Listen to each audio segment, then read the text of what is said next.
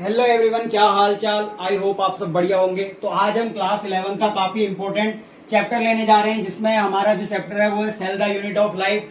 तो आइए इसको स्टार्ट करते हैं। Cell the unit of life को समझते हैं कि आखिरकार इस चैप्टर में क्या कहा जा रहा है। तो देखो, इस चैप्टर में शुरू में आप जब पढ़ोगे तो आपको ये बताया जाएगा कि सेल क्या होता है, और सेल के बारे में कुछ बताया जाएगा कि जैसे सेल की डिस्कवरी किसने की थी, एंटोनी वॉन ल्यूवेनहॉक ने। तो ये सेल उन्होंने मतलब डिस्कवरी नहीं की थी, डिस्कवरी तो रॉबर्ट हुक ने की थी, बट लिविंग सेल को सबसे पहले एंटोनी वॉन ल्यूवेनहॉक ने देखा था। फिर cell is the structural and functional unit of the life. ऐसी बातें वो आप खुद पढ़ सकते हैं। आइए चैप्टर को स्टार्ट करते हैं। तो चैप्टर को स्टार्ट करने पे हम देखते हैं कि इसमें जो एक टॉपिक है प्रोकैरियोटिक सेल के बारे में, उसको हम समझेंगे। तो प्रोकैरियोटिक सेल को समझने से पहले आप एक बार हेडिंग लगाइए 5 किंगडम क्लासिफिकेशन। सर यहाँ 5 किंगडम क्लासिफिकेशन से क्या लेना देना है, तो आप समझो एक बार।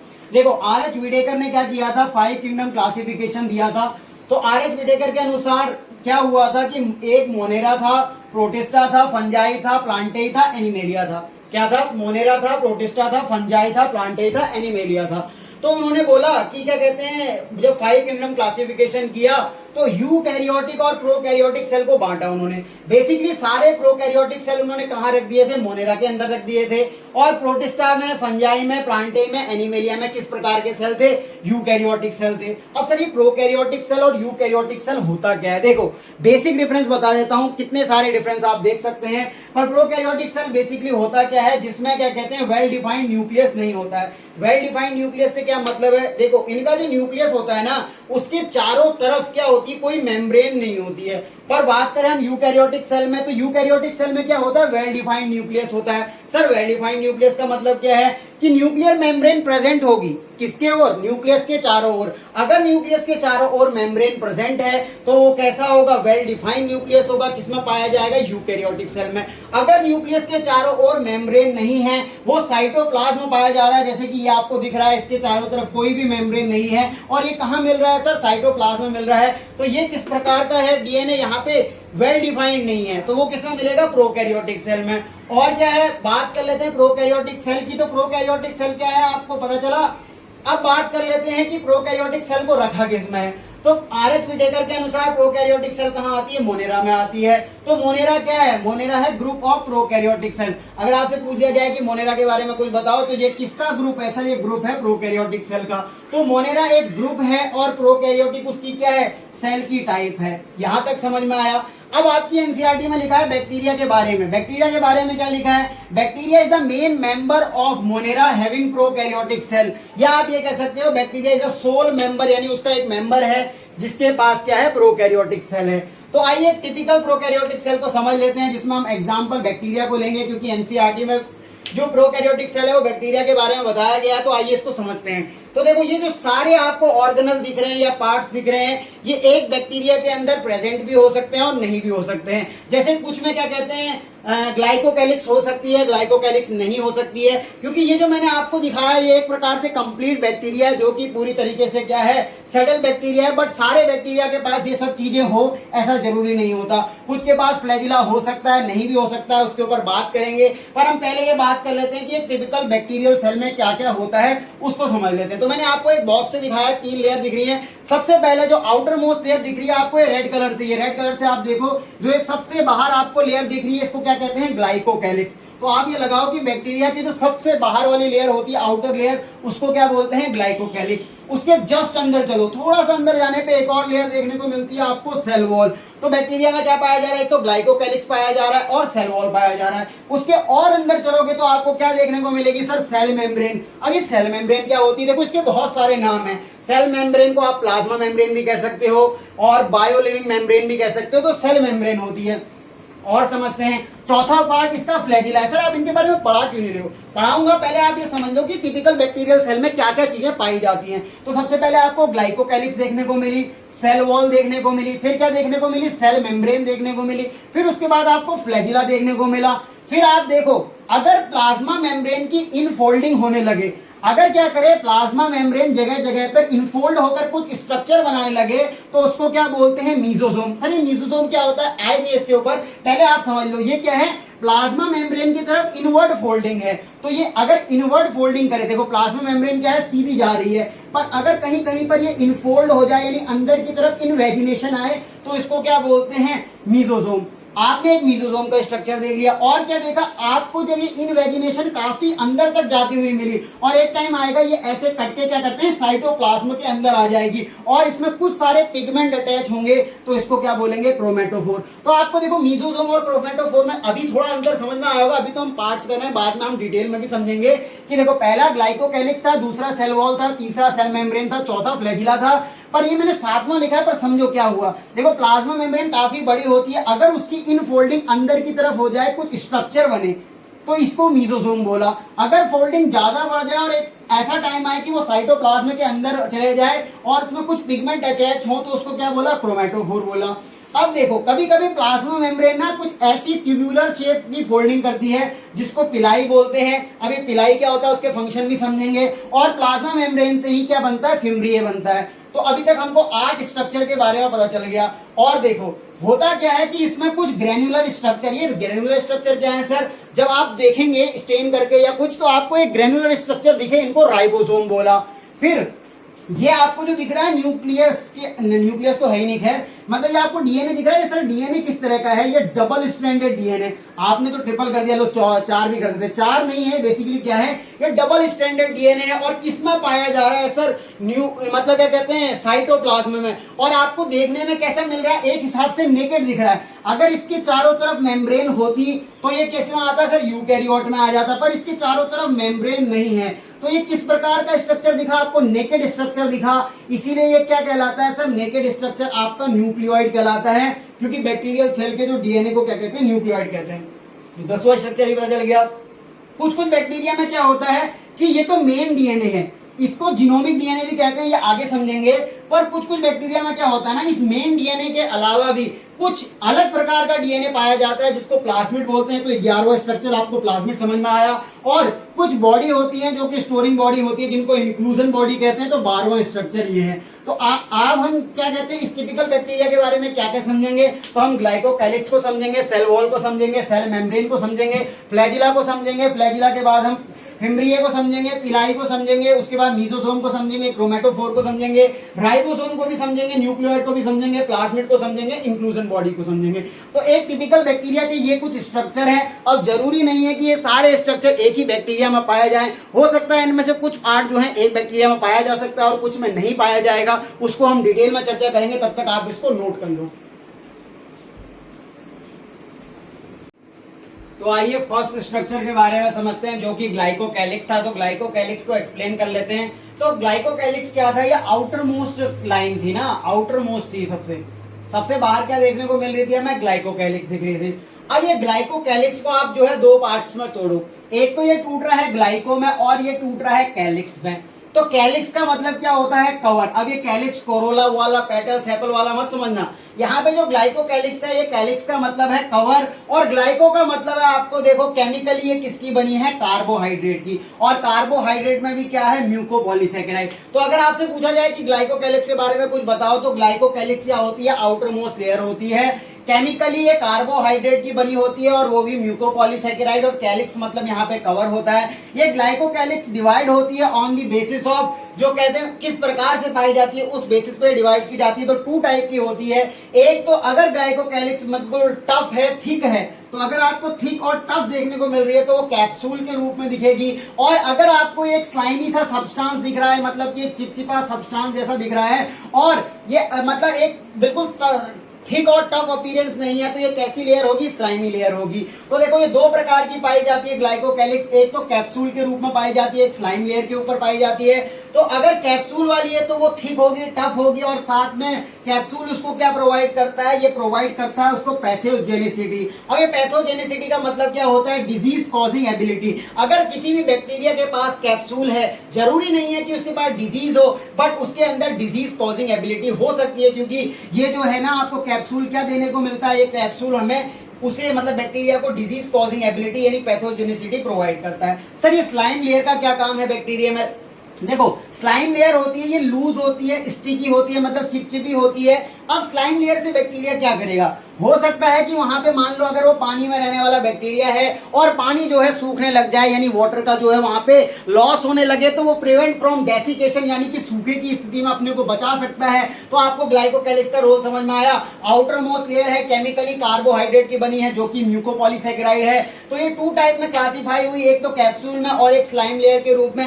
कैप्सूल जो होती है वो थिक होती है, टफ होती है, वो प्रोवाइड करती है पैथोजेनिसिटी यानी कि डिजीज कॉजिंग एबिलिटी, और स्लाइम लेयर जो होती है वो लूज होती है, स्टिकी होती है अर्थात चिपचिपी होती है, और ये क्या करती है, प्रिवेंट फ्रॉम डेसिकेशन करती है। अब आइए नेक्स्ट स्ट्रक्चर की ओर बढ़ चलते हैं। तो नेक्स्ट स्ट्रक्चर आपका जो बैक्टीरिया में टिपिकल बैक्टीरियल सेल था उसमें आपने क्या देखा था, जो मैंने आपको बना के दिखाया था। पहला आपने ग्लाइकोकैलिक्स देखा था, दूसरा सेल वॉल। अब ये सेल वॉल किन किन किंगडमों में पाई जाती है वो देख लेते हैं एक बार। तो देखो आरएच विटेकर का 5 किंगडम क्लासिफिकेशन था जिसके अनुसार Monera, protista, fungi, Plantae, animalia, ठीक है, नाम याद है आपको, Monera, protista, fungi, Plantae, animalia. अब बात कर लेते हैं सेल वॉल की और उसका केमिकली क्या नेचर है उसके ऊपर भी बात करेंगे। इनके बारे में डिटेल हम अलग अलग चैप्टरों में पढ़ेंगे, जैसे कि प्लांट की सेल वॉल को हम अलग पढ़ेंगे, फंजाई की काइटिन अलग पढ़ेंगे, और इसमें बैक्टीरिया की सेल वॉल पढ़ेंगे क्योंकि हमारा प्रोकैरियोटिक सेल चल रहा है, और एनिमेलिया में तो किसी प्रकार की सेल वॉल पाई नहीं जाती है। तो मोनेरा में जो है सेल वॉल पाई जाती है यस, और कौन सी होती है, पेप्टिडोग्लाइकन की होती है।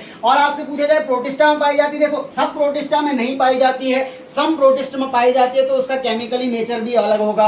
और फंजाई में पाई जाती है, अगर फंजाई में पाई जाती है तो वो किस प्रकार की सेल वॉल होती है, सर काइटिन की सेल वॉल होती है, उसका केमिकल नेचर क्या होता है, काइटिन होता है।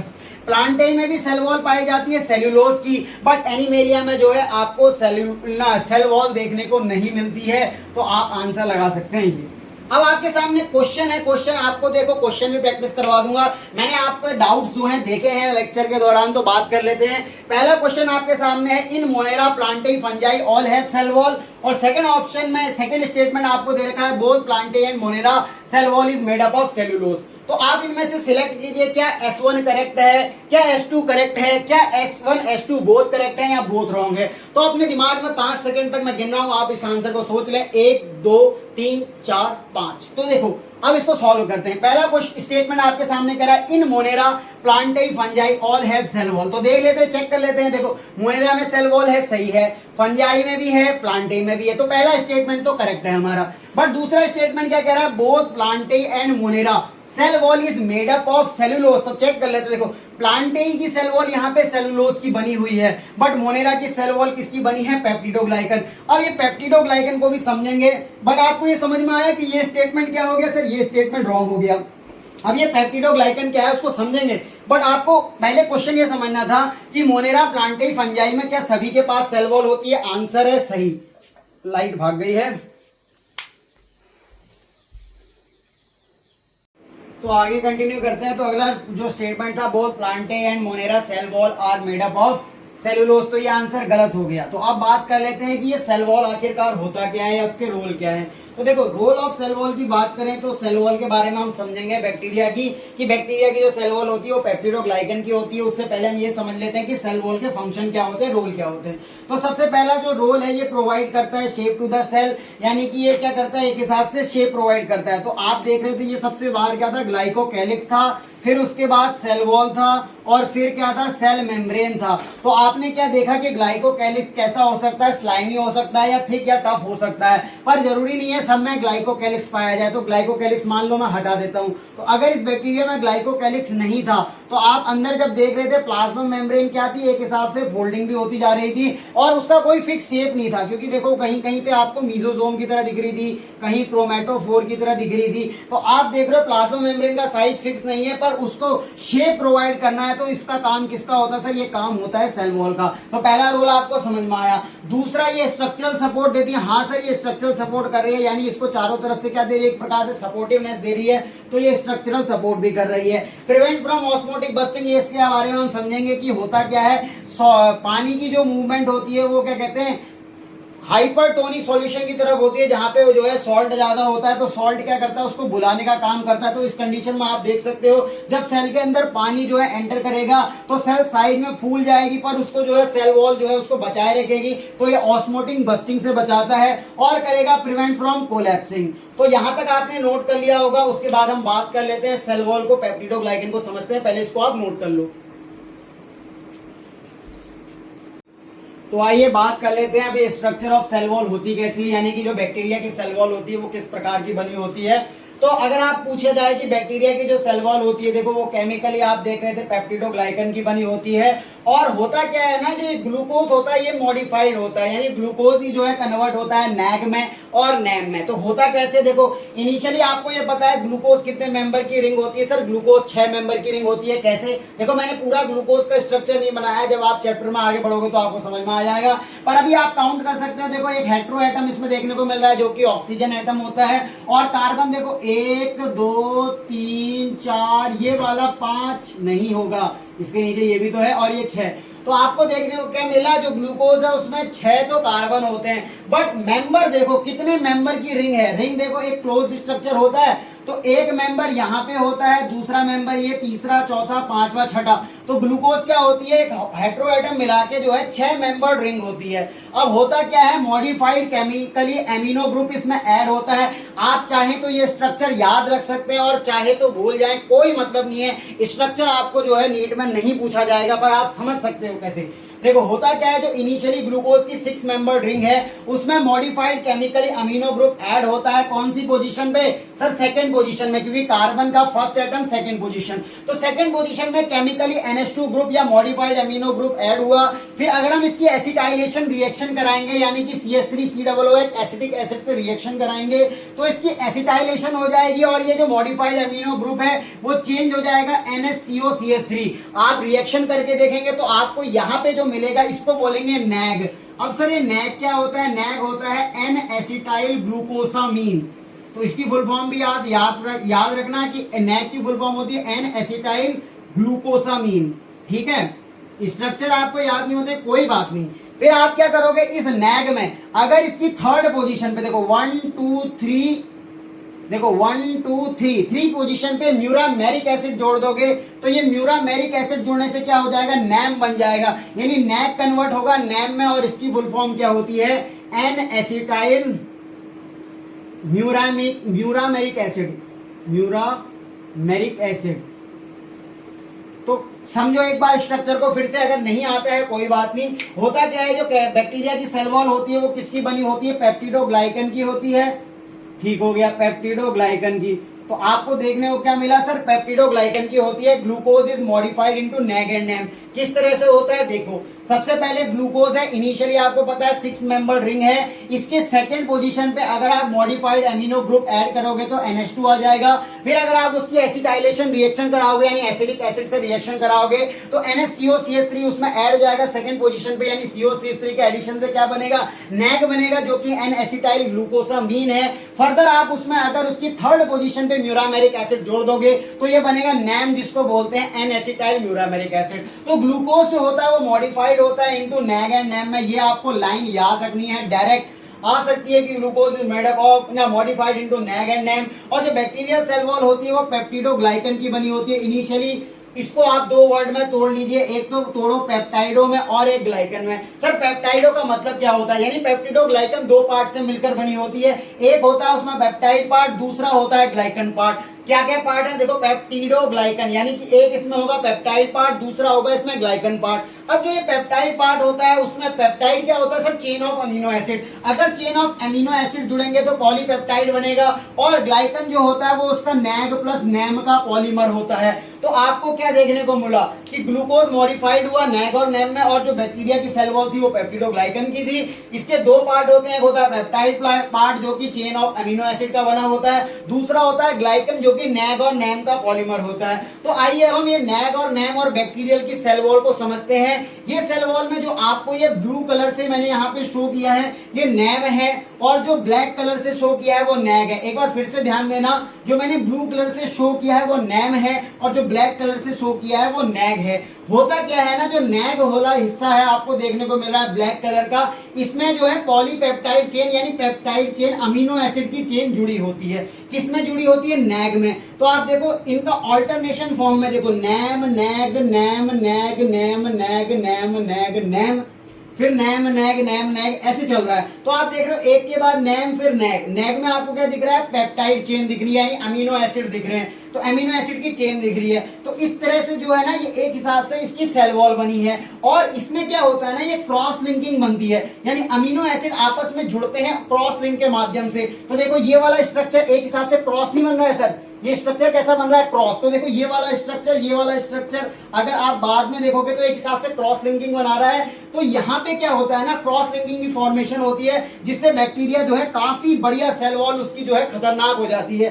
तो हुआ क्या, देखो अमीनो एसिड आपको दिख गया, क्रॉस लिंक कर रहे हैं आपस में, अमीनो एसिड आपस में क्रॉस लिंक कर रहे हैं, और ये अमीनो एसिड की चेन देखने को मिली। अगर आपसे पूछा जाए कि नैग और नैम के बीच में कौन सा बॉन्ड होता है, तो आप याद करोगे ग्लाइकोसिडिक बॉन्ड। डायरेक्ट याद रख लो कि नैग और नैम के बीच में कौन सा बॉन्ड होता है, ग्लाइकोसिडिक बॉन्ड। अब बीटा 1,4 लिंकेज आपको याद रखने की जरूरत नहीं है। तो आपसे पूछा जाए नैग और नैम के बीच में कौन सा बॉन्ड होता है, ग्लाइकोसिडिक बॉन्ड। इतना भी क्यों याद रखें, ऐसा भी नहीं आता है पेपर में। डायरेक्ट आपको याद रखना है कि bacteria cell wall is made up of NAG और नैम के पॉलीमर से। अब और इसमें जो क्या कहते हैं, इस पोर्शन पे जो है आपको जो है एमिनो एसिड की चेन दिखेगी, जो आपस में क्रॉस लिंक देखने को मिलेगी, जिससे बैक्टीरिया स्टेबल हो जाएगा। तो ये मैंने समझाया क्यों, ये क्यों समझाया सर, इसका यूज यहाँ पे है। कई लोग जो है रिलेट नहीं कर पाते हैं कि हमने चेन ऑफ एमिनो एसिड समझा, फिर हमने जो है बैक्टीरियल सेल वॉल में नैग नैम की चीजें समझी, अब इसका यूज क्या है। देखो पेनिसिलिन होता है ना, वो प्रिवेंट करता है क्रॉस लिंक, यानी प्रिवेंट करता है क्रॉस लिंक। अच्छा यहाँ लिखा नहीं है लिंक,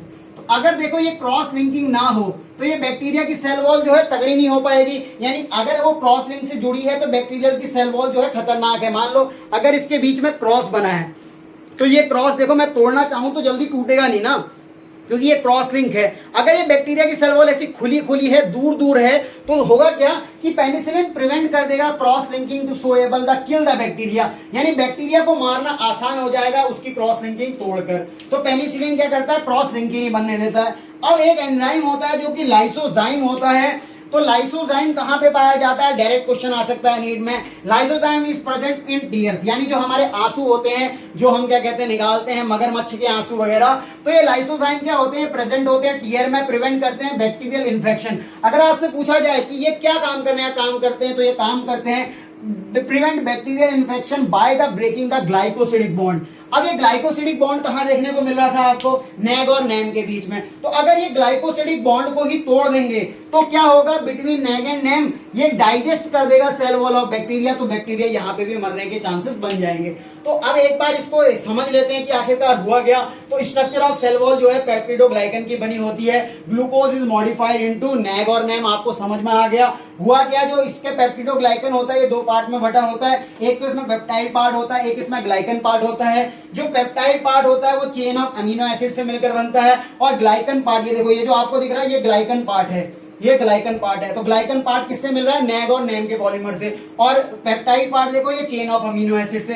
तो जब नैम नैग नैम नैग ऐसे आएंगे तो आपस में क्या करेंगे, क्रॉस लिंकिंग शो करेगी चेन ऑफ अमीनो एसिड। तो बैक्टीरिया की सेल वॉल जो है काफी टफ हो जाएगी, खतरनाक हो जाएगी। बट पेनिसिलिन का क्या काम होता है, डायरेक्ट याद रखना आपको, पेनिसिलिन क्या करता है, ये प्रिवेंट कर देता है किसको, क्रॉस लिंकिंग को। तो बैक्टीरिया को मारने में आसानी हो जाती है। लाइसोजाइम प्रेजेंट होता है टीयर में, ये क्या करता है, प्रिवेंट करता है bacterial infection by the breaking of glycosidic bond between NAG और नैम। तो नैग और नैम के बीच में अगर ग्लाइकोसिडिक बॉन्ड टूट जाएगा तो डाइजेस्ट हो जाएगी सेल वॉल। तो इतना समझने के बाद इसको नोट करो, फिर हम आगे बात करते हैं इसके ऊपर, कुछ और पॉइंट रह गए हैं।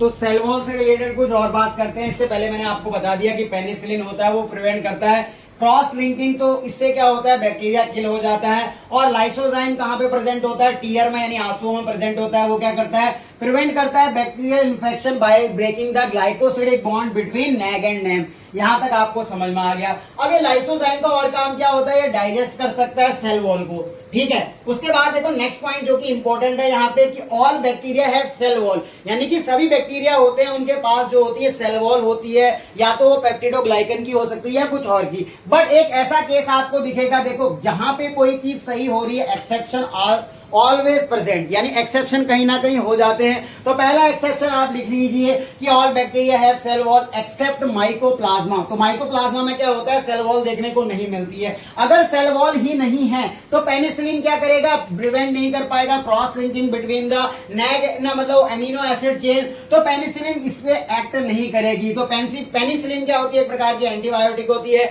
जो कि बैक्टीरिया को मारने का काम करती है, बट वो क्या करती है, सेल वॉल को क्या कहते हैं, मतलब उसकी क्रॉस लिंकिंग को तोड़ती है। बट माइकोप्लाज्मा में क्या होता है, क्रॉस लिंक बनता ही नहीं है, यानी सेल वॉल ही नहीं होती।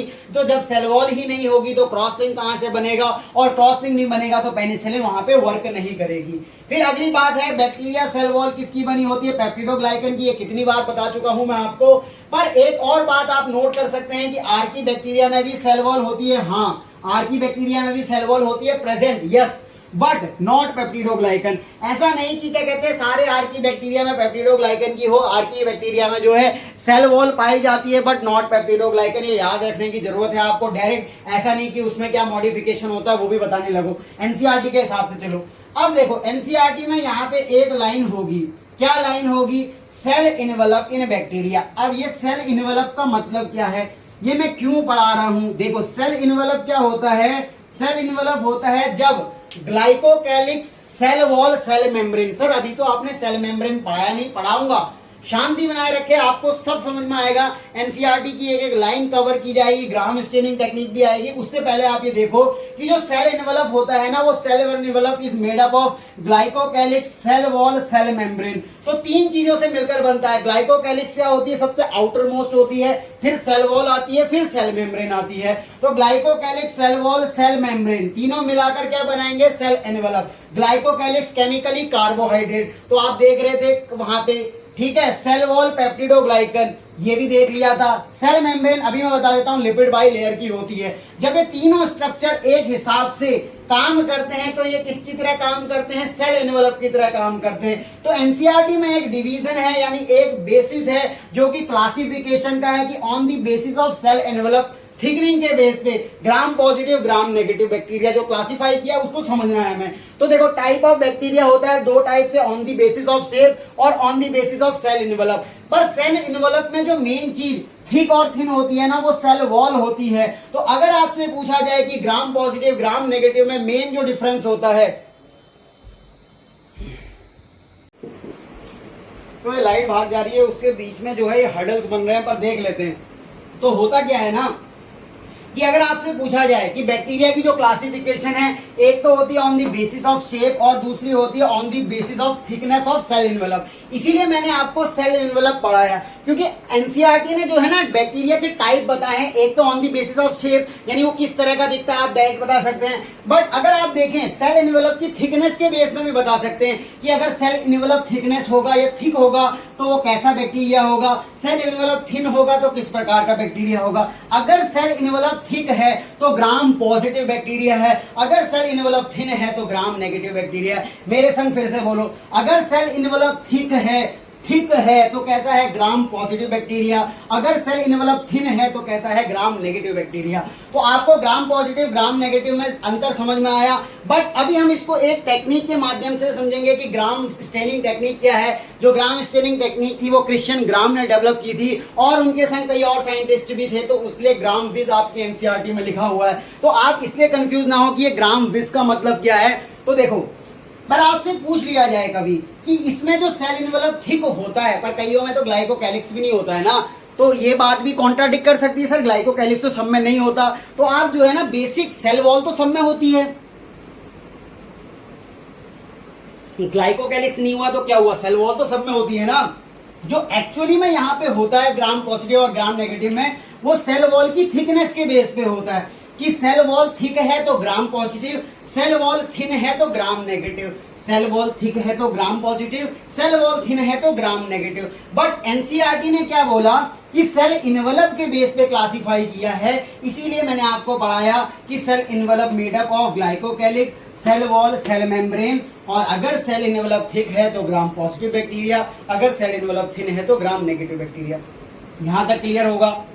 तो टाइप ऑफ बैक्टीरिया में जो पहला क्लासिफिकेशन था वो on the basis of shape है, यानी शेप किस तरह का दिख रहा है। आप ये जो अपना बायोलॉजिकल क्लासिफिकेशन जो कि क्लास 11th का चैप्टर नंबर 2 है एनसीईआरटी के अनुसार, वहां पे आप चेक करोगे तो शायद आपको तीसरे पेज पे आपको जो है एनसीईआरटी का डायग्राम दिखेगा सबसे नीचे की ओर। तो इस तरह से आप एनसीईआरटी को याद रखें। तो शायद थर्ड पेज है जहां तक है बायोलॉजिकल क्लासिफिकेशन का, आप जाना जब ये फर्स्ट पेज सेकंड पेज उसके थर्ड पेज में देखना, सबसे नीचे आपको कुछ शेप दी गई हैं। तो शेप इस प्रकार है, अगर गोल शेप है तो कोकस है, बट वहां पे कोकाई लिखा होगा क्योंकि कोकस सिंगुलर के लिए यूज होता है, और बहुत सारे दिए होंगे तो कोकाई है। अगर देखो बैसिलस यानी रॉड शेप हो तो उसको बैसिलस बोलेंगे। एनसीईआरटी में बैसिलाई दे रखा है, इसलिए कंफ्यूज ना हो सर ये बैसिलाई बोल रहे हैं और यहाँ पे आप बैसिलस लिख रहे हो, तो बैसिलाई प्लूरल में होता है। विब्रियो वहां पे विब्रियम दिया होगा, और स्पिरिलम या स्पिरिलाई जो होता है वो आपको देखने को मिल सकता है। तो टाइप ऑफ बैक्टीरिया क्लासिफिकेशन दो प्रकार से, on the basis of shape यानी शेप के बेस पे 4 में क्लासिफिकेशन किया, कोकस, बैसिलस, विब्रियो, स्पिरिलम, और on the basis of thickness of cell envelope, gram positive gram negative. आइए अब हम एक ग्राम स्टेनिंग टेक्निक को समझ लेते हैं, उससे आइडेंटिफाई करते हैं ग्राम पॉजिटिव या ग्राम नेगेटिव बैक्टीरिया क्या होते हैं। इसको नोट करो आप।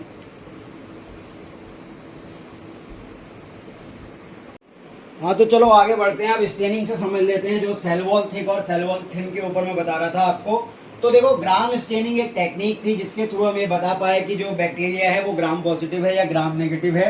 तो पहले आप ग्राम स्टेनिंग को समझने से पहले स्टेनिंग को समझ लो, आखिरकार ये स्टेनिंग होता क्या है।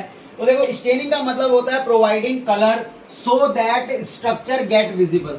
इसका मतलब ये होता है कि आप जो है कलर प्रोवाइड करो जिससे कि आपको क्या हो, स्ट्रक्चर विजिबल हो, तो इसको बोलते हैं स्टेनिंग। तो एक ग्राम स्टेनिंग टेक्निक थी जो कि क्रिश्चियन ग्राम ने डेवलप की थी। तो लिखा है बाय क्रिश्चियन ग्राम डेवलप्ड या develop for a bacteria, bacteria के लिए डेवलप की गई थी, विजिबल इन लाइट माइक्रोस्कोप। तो इन्होंने किया क्या था, देखो ग्राम पॉजिटिव ग्राम नेगेटिव या ग्राम स्टेनिंग टेक्निक आप देखोगे तो बीएससी में भी काफी है इसका प्रैक्टिकल कराया जाता है, और क्या कहते हैं अलग अलग क्लासेस में जो है ग्राम स्टेनिंग के बारे में वहां पे पढ़ते हैं। तो आप डिटेल में भी ग्राम स्टेनिंग पढ़ सकते हो, पर आपके एनसीईआरटी के हिसाब से कुछ नहीं पढ़ना है आपको। ज्यादा ये पढ़ना है कि मान लो एक पेट्री प्लेट में आपने बैक्टीरिया लिए, अब ऐसा नहीं कि मैंने यहाँ पे इसमें ये डाला जेनाइटल और क्या कहते हैं क्रिस्टल वॉयलेट करके डाई डाली, फिर मैंने आयोडीन डाला तो क्या कहते हैं क्रिस्टल वॉयलेट आयोडीन कॉम्प्लेक्स बना। ये सब चीजें आपको नहीं करनी है, आपको एनसीईआरटी के हिसाब से सीधा याद रखना है कि आपने पेट्री प्लेट में क्या कहते हैं सबसे पहले बैक्टीरिया ले लिए, इसमें ग्राम पॉजिटिव ग्राम नेगेटिव दोनों हो सकते हैं।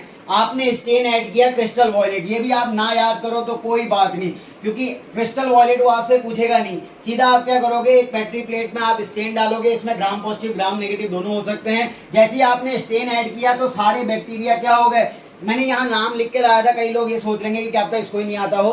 तो हुआ क्या, सारे बैक्टीरिया ने कलर ले लिया। अब कलर ले लिया उसके बाद क्या करा, डी स्टेनिंग की, यानी कि स्टेन को रिमूव किया बाय द अल्कोहल या कुछ स्टेनिंग डी स्टेनिंग मतलब मिलाए। उससे हुआ क्या, जिन्होंने जो है मतलब क्या कहते हैं कलर को स्टेन को लूज कर दिया वो कहलाए ग्राम नेगेटिव, यानी जिन्होंने जो है स्टेन को रिमूव कर दिया यानी अपने सतह से हटा दिया तो ग्राम नेगेटिव सीधा, और जिन्होंने स्टेन को रिटेन करा वो ग्राम पॉजिटिव कहलाए। तो सीधी टेक्निक ये थी, क्रिश्चियन ग्राम ने डेवलप किया था बैक्टीरिया के लिए। किया क्या, एक पेट्री प्लेट में ग्राम पॉजिटिव ग्राम नेगेटिव दोनों प्रकार के बैक्टीरिया थे पर पता नहीं थे, स्टेन डाला, सभी में कलर आया, डी स्टेनिंग की, कुछ ने कलर को जो है रिमूव कर दिया अपने सतह से हटा दिया, कुछ ने रिटेन रखा, तो जिन्होंने हटाया वो ग्राम नेगेटिव, जिन्होंने स्टेन किया वो ग्राम पॉजिटिव। आइए ग्राम पॉजिटिव और ग्राम नेगेटिव के बीच में कुछ डिफरेंस देख लेते हैं। तो देखो सबसे पहला डिफरेंस तो यही है, जिनमें सेल वॉल थिक होगी वो कलर को अपने पास रिटेन रखेंगे तो वो ग्राम पॉजिटिव कराएंगे, और जिनके पास सेल वॉल थिन होगी यानी वो कलर को जो है रिमूव कर देंगे, डी स्टेनिंग होगी, तो सेल वॉल थिन है तो वो ग्राम नेगेटिव। अब ये पोरिन्स एंड पिलाई एब्सेंट होते हैं। पिलाई में आपको बताया था एक टिपिकल बैक्टीरिया में जो पिलाई नामक स्ट्रक्चर होता है वो अभी पिलाई के बारे में एक्सप्लेन करना रह गया है, पर अभी आप ये समझ लो कि पोरिन्स एंड पिलाई एब्सेंट होते हैं ग्राम पॉजिटिव में, और ग्राम नेगेटिव में पोरिन्स एंड पिलाई प्रेजेंट होते हैं। जो मीजोसोम होते हैं वो वेल डेवलप होते हैं, ये भी बताऊंगा अभी कैसे, और मीजोसोम यहाँ पे लेस डेवलप होते हैं। तो कुछ ग्राम नेगेटिव कुछ ग्राम पॉजिटिव एग्जांपल याद कर लेते हैं हम। देखो ग्राम पॉजिटिव में फ्रैंकिया हो गया, क्लॉस्ट्रीडियम हो गया, लैक्टोबैसिलस हो गया, आपको सब पता ही होगा। ग्राम नेगेटिव में इकोलाई हो गया, माइकोप्लाज्मा हो गया, राइजोबियम हो गया, नॉस्ट्रोक हो गया। तो ग्राम स्टेनिंग टेक्निक समझ में आई।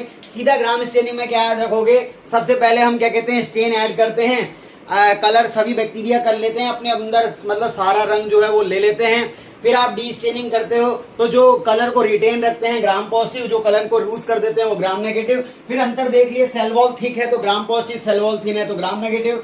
पिलाई और पोरिन एब्सेंट है, ग्राम पॉजिटिव, पिलाई और पोरिन जो है प्रेजेंट होते हैं। मीजोसोम वेल डेवलप होते हैं या मीजोसोम लेस डेवलप होते हैं। एग्जांपल देखिए ग्राम पॉजिटिव के, फ्रैंकिया आपने सुना ही होगा, क्लॉस्ट्रीडियम सुना है, लैक्टोबैसिलस सुना है, और ग्राम नेगेटिव में ई कोलाई, माइकोप्लाज्मा और राइजोबियम नॉस्टोक। तो आप इसको नोट करो और आगे बढ़ते हैं हम अगले टॉपिक की ओर, क्या कहते हैं, सेल मेम्ब्रेन की। तो इसको नोट कर लो।